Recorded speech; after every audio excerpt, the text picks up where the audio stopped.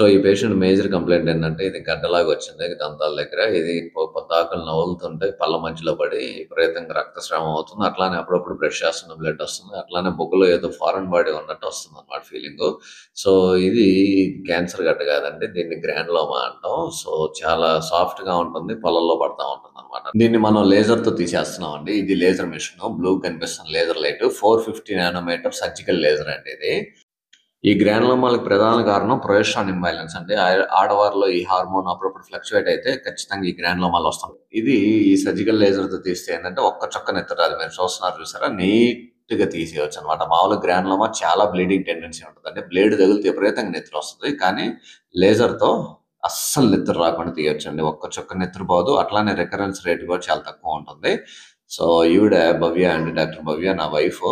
Actually లేజర్‌తో చేయాలంటే మీకు చూపియటం తొందరగా అవుతుంది గానీ చాలా టైం పడుతుందండి. దీన్ని ల్యాబ్‌కి కూడా పంపించాం. పరీక్షకు పంపిస్తే గ్రానులోమా అని వచ్చింది.